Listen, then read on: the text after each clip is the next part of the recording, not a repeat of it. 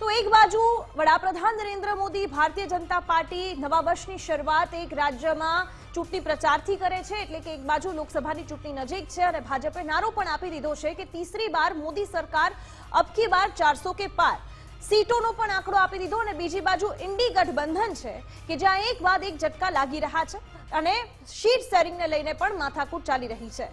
તો બીજી બાજુમાં રાજ્યોમાં સરકાર બચશે કે કેમ તેને લઈને પણ સવાલ છે અને સૌથી પહેલા રાજનૈતિક હલચલ દેખાય બિહારમાં, જ્યાં બિહારના સીએમ નીતિશ કુમાર લલનસિંહને હટાવીને આરજેડીના અધ્યક્ષ બની ગયા અને પાર્ટીની કમાન પોતાના હાથમાં લઈ લીધી। ત્યારે પણ ચર્ચા હતી કે શું લાલુ તેજસ્વીના હાથમાં બિહારની કમાન સોંપવાનો ચક્રવ્યૂહ ગોઠવી રહ્યા છે। આ સાથે ચર્ચા એ પણ ચાલી કે પક્ષપલટુ નીતિશ શું હવે એનડીએમાં પણ જોડાઈ શકે અથવા તો નીતિશ પાર્ટીના અધ્યક્ષ બનતા જ નીતિશને ગઠબંધનનો ચહેરો પણ બનાવીને લોકસભા સાથે લડી શકાય। આ બધી ચર્ચાઓ ચાલી અને આ ચર્ચાઓ ચાલી રહી હતી ત્યારે અલગ એક ચર્ચા અને અલગ એક રાજનીતિક હલચલ જોવા મળી ઝારખંડમાં કે જ્યાં ભર શિયાળામાં પણ ગરમી જેવો માહોલ જોવા મળ્યો હતો અને ઝારખંડમાં જ્યાં સતત મની લોન્ડરિંગના કેસમાં 6 વખત ઈડીની નોટિસ બાદ પણ ઝારખંડ મુક્તિ મોરચાની હેમંત સોરેનની સરકાર પડી શકે તેવી શક્યતાઓ વચ્ચે આવતીકાલે હેમંત સોરેને ધારાસભ્ય દળની એક બેઠક પણ બોલાવી છે અને આ બેઠકમાં હેમંત સોરેનની પત્ની કલ્પના સોરેનને સીએમ બનાવવા ઉપર સહમતિ બને તેવી પૂરેપૂરી શક્યતા છે।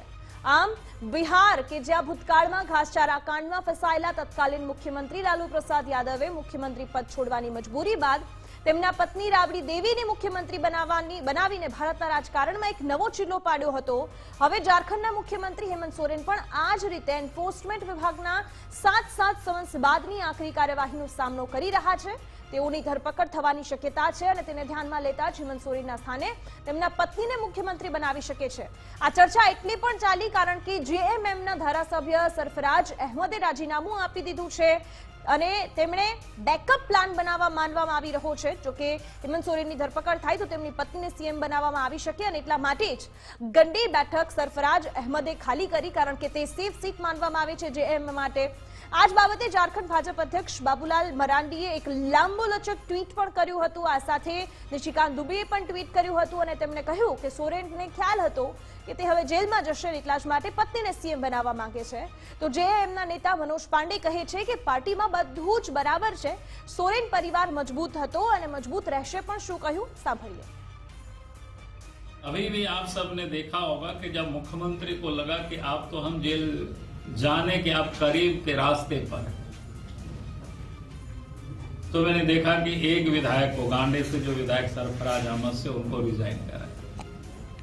संभवतः वो पत्नी को मुख्यमंत्री बनाना चाहते हो, क्योंकि उनको पता है कि रिजर्व सीट में वो लड़ा नहीं सकती है। रिजर्व सीट में जो कि उड़ीसा के डोमिसाइल यहाँ उनको नहीं मिल सकता है। पिछले दिनों में आप सबने देखा होगा कि मुखिया के चुनाव में भी जो बाहर से बहू बन करके आई झारखंड राज्य के बाहर से, वो चुनाव नहीं लड़ सकी चुनाव पर या उस क्षेत्र में, तो विधायक बनना तो मुश्किल है। देखिए, राजनीति में किसी भी संभावना से इनकार नहीं किया जा सकता, लेकिन किस वजह से उन्होंने दिया इस्तीफा वो तो बखूबी वही बता पाएंगे और बाकी तो अटकलबाजियां हैं।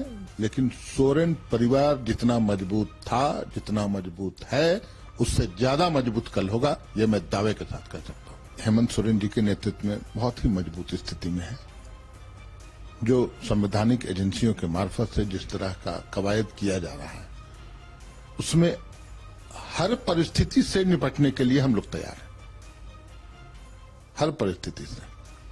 इस मुगालते में विपक्ष के लोग न रहें कि ये सरकार को अस्थिर कर देंगे या सरकार को गिरा देंगे या किसी व्यक्ति विशेष को ये कुछ हानि पहुंचा देंगे।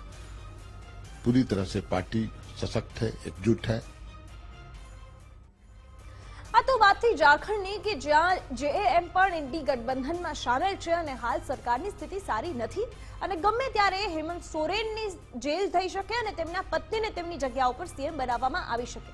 બીજી બાજુ પંજાબની પણ વાત કરી લઈએ કે જ્યાં પંજાબના આપ અધ્યક્ષ કોંગ્રેસ સાથેના ગઠબંધનનો વિરોધ કરી ચૂક્યા છે, તેના નેતાઓ પણ કરી ચૂક્યા છે અને હવે તો ખુદ પંજાબના સીએમ ભગવત માન કહી રહ્યા છે કે એક થी કોંગ્રેસ। સ્વાભાવિક છે આપના સીએમ આવા નિવેદનો આપવાના હોય અને પણ પંજાબના સીએમ આવા નિવેદનો આપે ત્યારે ગઠબંધનમાં તેમની શું ભૂમિકા રહેવાની છે એ સવાલ ઊભો થાય।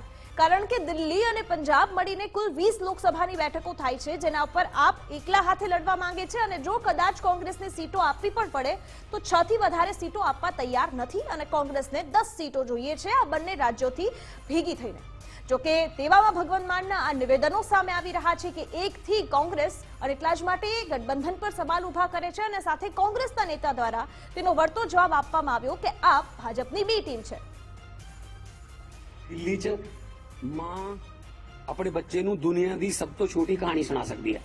एक थी कांग्रेस। इंडिया अलायंस के कुछ लोगों ने कहा कि भाई इनको भी इंक्लूड कर लीजिए, भले ही छोटी पार्टी हो, एक आध राज्य में हो, लेकिन इनको इंक्लूड करने की एक बात चल रही है।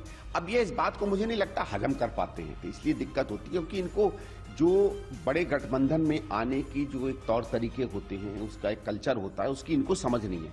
किसी के साथ भी काम करने की समझ नहीं है, चाहे दिल्ली के एलजी हो, चाहे भारत की सरकार हो, चाहे विपक्ष के लोग हो, चाहे गठबंधन हो, इनको किसी के साथ काम करने की आदत तो आदत इसलिए नहीं है क्योंकि इनकी सारी पॉलिटिक्स पूरी दुनिया पर उंगली उठाने की है। ठीक है, अब ये इस बात को नहीं समझते हैं। जब इन्होंने कहा, स्वाभाविक है जब ये कहेंगे कि एक थी कांग्रेस, तो कांग्रेस की तरफ से कोई ना कोई प्रतिक्रिया तो आएगी, लेकिन एक बात ये नहीं समझ रहे कि आने वाले समय में माताएं ये भी कहेंगी कि एक पार्टी थी जो आजकल तिहाड़ में मिलती है। ये बता दे कौन सी ऐसी पार्टी है जिसका 40% नेतृत्व जेल में हो और बाकी जाने को तैयार बैठा हो। તો માત્ર એક નેતા કોંગ્રેસના પરંતુ કોંગ્રેસ પ્રવક્તા મીમ અફજલ દ્વારા પણ નિવેદન આપવામાં આવ્યું અને તેમણે કહ્યું કે પંજાબના મુખ્યમંત્રી ભગવંત માન જોકર છે। ટ્રક ડ્રાઈવરોની હડતાલ મુદ્દે પણ તેમણે નિવેદન આપ્યું હતું। જો કે ભગવંત માન અંગે તેમણે કહ્યું કે ગઠબંધન અંગે જો આ પ્રકારના નિવેદનો આપતા હોય તો એ જોકર સમાન જ છે અને ભાજપની બી ટીમ હોવાનું પણ તેમણે કહ્યું હતું। અને